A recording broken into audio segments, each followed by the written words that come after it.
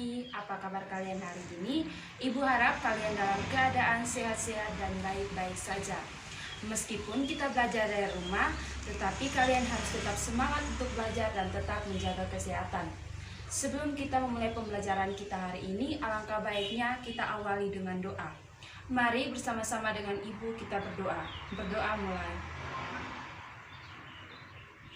Berdoa selesai. Anak-anak, Ibu telah mengirim link absen kita pada pagi hari ini di dalam grup WhatsApp kelas kita. Coba kalian cek baik-baik apakah kalian sudah mengisi absen tersebut atau belum. Anak-anak semua, hari ini kita akan belajar dari tema 6, energi dan perubahannya, subtema 2, perubahan energi pada pembelajaran kelima. Anak-anak semua, sebelum kita masuk pada inti pembelajaran kita, coba kalian lihat kembali sebuah teks yang telah Ibu kirimkan pada grup WhatsApp. Teks tersebut Ibu mengambil dari buku kelas 3, subtema 2, pembelajaran 5. Siswa membutuhkan sarana belajar. Sarana itu diperlukan agar siswa dapat belajar dengan nyaman di sekolah. Siswa perlu ruang kelas yang bersih. Siswa perlu halaman untuk bermain dan berolahraga. Sekolah juga harus menyediakan energi listrik untuk keperluan belajar. Listrik untuk penerangan, listrik untuk menyediakan air, juga listrik untuk menghidupkan peralatan yang diperlukan selama belajar. Tubuh yang sehat mampu melakukan kegiatan yang bermanfaat. Anak-anak semua, tadi kalian telah membaca teks bacaan dari subtema 2 pembelajaran 5. Coba kalian bersama-sama dengan Ibu mengidentifikasi istilah dan informasi yang terdapat dalam teks bacaan tersebut. Baik, istilah yang Ibu ambil yaitu sarana. Sarana adalah alat yang digunakan untuk mencapai maksud dan tujuan yang diharapkan. Sedangkan informasi, siswa membutuhkan sarana untuk belajar. Sekolah juga membutuhkan sarana. Dalam perubahan energi, tidak hanya dibutuhkan di rumah saja tetapi di sekolah. Perubahan energi tersebut dapat digunakan. Energi tersebut dapat digunakan dalam memompa air, menyalakan listrik, menyalakan AC dan kipas angin di sekolah. Sehingga dalam menggali informasi dari teks tersebut, kalian dapat melihat istilah dan informasi-informasi. Nah, anak-anak, istilah tersebut kalian melihat kata kunci dalam teks tersebut. Sedangkan informasi, kalian dapat memindai dan menyimpulkan dalam teks tersebut.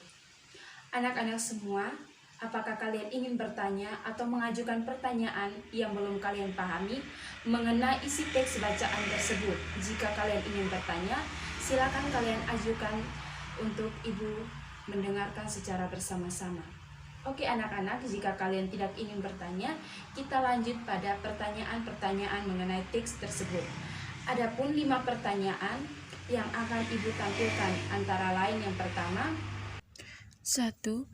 Apa sajakah yang dibutuhkan agar kalian dapat belajar dengan nyaman? Berikan 3 contoh.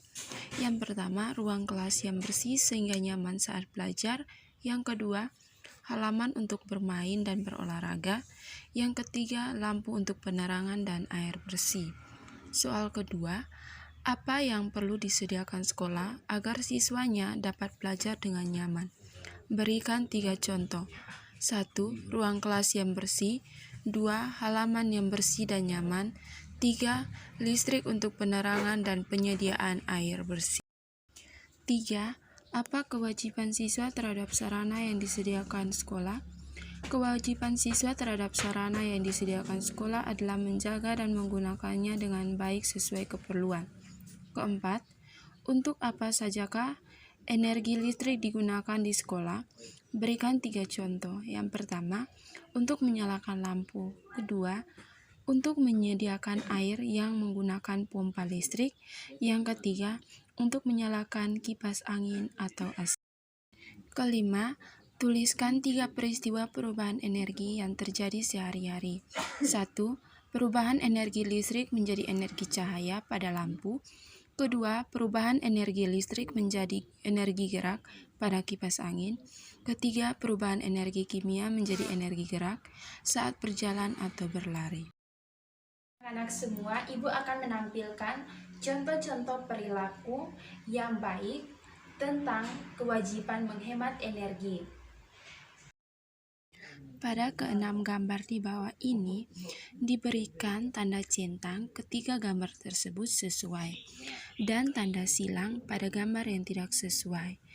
Di bawah ini gambar yang terjadi di lingkungan sekolah tentang pemanfaatan energi yang baik dan yang tidak sesuai.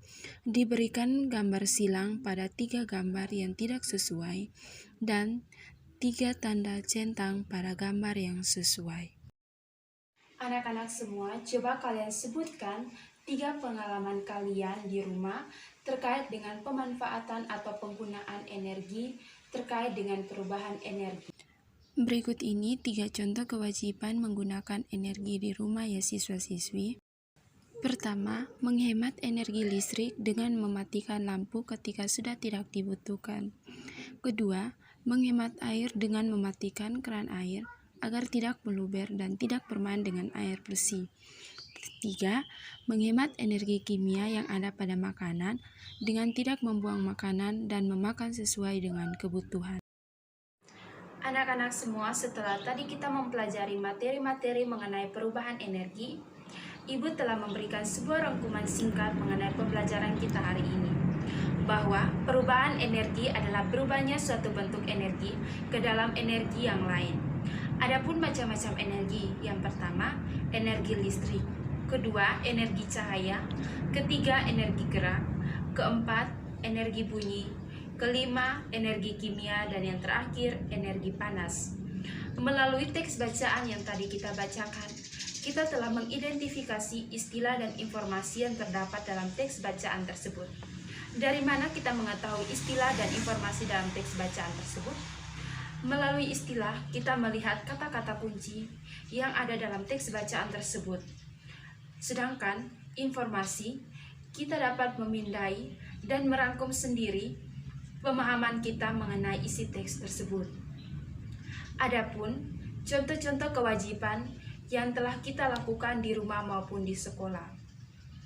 Anak-anak semua, meskipun kita belajar dari rumah, tetapi kita harus tetap semangat untuk belajar dan tetap semangat untuk mencari materi-materi yang ada.